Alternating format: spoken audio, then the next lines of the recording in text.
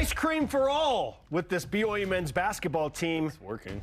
And Final Four dreaming? CBS Sports college basketball analyst Jon Rothstein discussed his lofty expectations for the Cougars next season on his podcast yesterday. In fact, he said specifically the following. I think if you're a BYU fan now and you went to the Sweet 16 this past year without a talent like this, the goal and the realistic expectations for BYU is to go to a Final Four. And I don't even think that's anything that anybody should, blink at. You've got Baylor transfer Rob Wright, who's going to be one of the best sophomore point guards in college basketball and maybe one of the best point guards in college basketball this year. Richie Saunders is a proven all Big 12 player. And then you have a player in Debansa who's going to be right there and the likely candidate to be the #1 overall pick in the 2026 NBA draft. I'm blinking a little bit, Jarom, when he says it should be the expectation that BYU goes to the Final Four. But let's discuss in detail, shall we? Do you agree straight up with Jon Rothstein that BYU should expect to go to their first ever Final Four with this roster? This is very new for all of us. The roster is Final Four good. It is. We're seeing that from everybody nationally. They're saying BYU is number 5 or 6 right now. Why are they saying that? Because the roster is that good, as outlined by what you've just mentioned. Sweet 16 plus is my phrase right now, and that's because of the history of BYU. But you know who doesn't care about or know about all the little nuances of the history of BYU? Kevin Young, A.J. DeBansa, Robert Wright III. They're just here about, let's just win this year. Let's win right now. The possibility absolutely exists. Should it be the goal? Yes, it's higher than that. It's actually the national championship. We've heard those words from A.J. DeBansa. What evidence do we have that Kevin Young cannot do something? Do we have any evidence of that? When you have the best player, perhaps in the country, and you have 3 in probably the top 100, maybe the top 50, with Richie Saunders and Robert Wright III, plus a very capable role players around them, Keba Keita included, who's one of the best big men in the country. He's top 15 in offensive and defensive rebound percentage. We can quantify that, not to mention his high-flying dunks and blocks. And then role players who have to come in and do that, right? How will this team gel? What will that look like? What bumps in the road will exist? How will they overcome a more challenging non-conference schedule? Can BYU play better defense than they did last year? Because I would say that's the one area where I go, hey, that's got to be better. Offensively, you saw what BYU could do. Kind of a new group. Excited about what they could produce there. Here's what I don't want, though, if we say, yes, Final Four, yes. Okay. I don't want BYU to go to the Elite Eight and not, if they don't make it to the Final Four and we go, below expectation, wasn't good enough. Like, what? What are we talking about at this place? Certainly you can aim for the stars and land on the moon or whatever phrase you want to use there. I am excited about it. I'm not going to walk into the season expecting BYU to go to the Final Four per se. I'm going to expect that BYU could do that. They could. I'm not going to say they are doing this because I want to see what it looks like together. Sure. I want to see all those things that I just outlined. Okay. Am I as excited as everybody else? Probably more. We're all excited. Probably more than you and you. Let's go. I cannot wait. I just want to let them play it out a little bit. Last week, you sat across from me and asked, are you buying Joe Lunardi having BYU as a number 2 seed? And I almost verbatim said what you started your conversation piece with today, which is, what has Kevin Young done for me to think, no, I'm not buying this? Yeah, I'm buying BYU as a potential 2 seed in the NCAA tournament. I'm not going anywhere from that. However, in a single elimination tournament, with how weird it can get. Yes. Ask Virginia, ask Purdue, ask those guys. Like what? BYU played against a team that made 25 3-pointers. Like, well, how do you prepare for that? So weird things happen. Cougars got to the Sweet 16. If they got back to another Sweet 16 and went back-to-back Sweet 16s, awesome.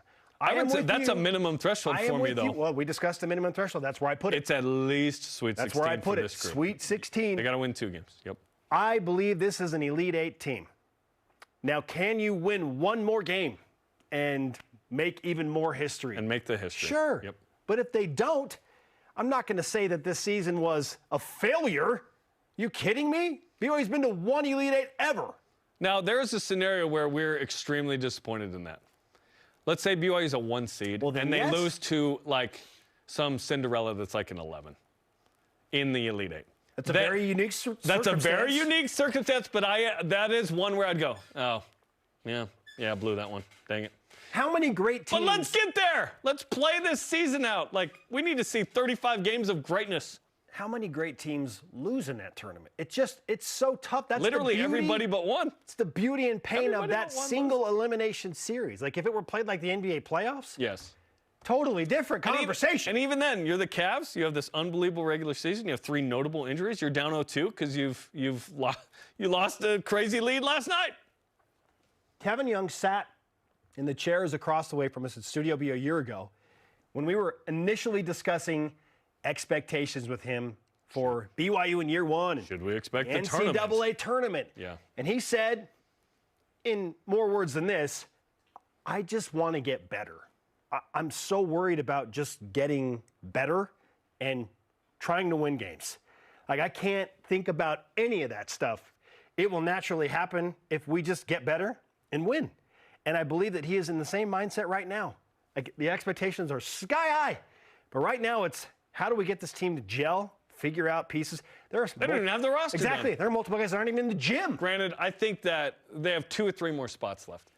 I think that this team is really good. Like, whoever they add is just going to add. It's not going to be like, we have to have this guy. Yes, you want a backup point guard. At this point in the portal, you're getting certain fits at this point, right? As opposed to, there's not a Robert Wright III, another one sitting there. But you're getting other good players, but a certain level. For what it's worth, A.J. DeBonta told me yesterday he threw his first lob to Keba Keita. Said it was, not surprisingly, a rim rocker. So it was good to make that connection, okay, in practice. It's going to be all summer long. Practices, a lot of basketball, these guys, and a lot of player-run practices, but getting to know each other. Watch out for this team come late January, early February. Starting off, they'll be a top 10 team, Jarom. Yes, they'll be expected to win almost every game they play, Spence. But can they be... Like, think about that. They're going to be favored in almost every game. Can they be flying at an elite level and be in the conversation to be a 1 seed in the NCAA tournament when you get to late January and early February? Well, and frankly, when did this team take off last year? It was in February. Right there. Into March with that 9-game win streak. That was incredible. Give this team time to do something similar. Now, I don't think they're going to have any significant What do you hiccups. mean by that exactly? Because I think we're not allowing this team to be like last year's team at all. No, but we're BYU saying could, you need to come out of non-con with what, one loss? 9-2, 10-1? Let's say BYU beats Clemson in the Jimmy V Classic and then lose to Florida or UConn or whatever. Like, okay. Is that a one-off? My understanding was... I don't know. Is it a one-off? Okay. It was a one-off. It's not so a tournament. they don't play anybody else there, okay? Yes. But what I'm saying, I don't think there'll be any significant hiccup like Providence was this year. Like, is Villanova a step back, and that would be a bad loss to start the year, even though Villanova's a good program, but they have a new coach? Is it close? BYU wins the game and don't play? Just you have to beat Dayton, Georgetown, Miami, 2 of those 3. Like, what? We're going to look at that schedule in non-conference, Spence, and we'll go, they need to win all but 1 or 2 of those games. Does BYU play anybody in TD Garden in the middle of the season? Like, I know that they're going to the Jimmy V Classic, but is there a game against... How many Gardens are they playing in, Spence? They're already playing at Madison Square. Is there a game against somebody in TD Garden?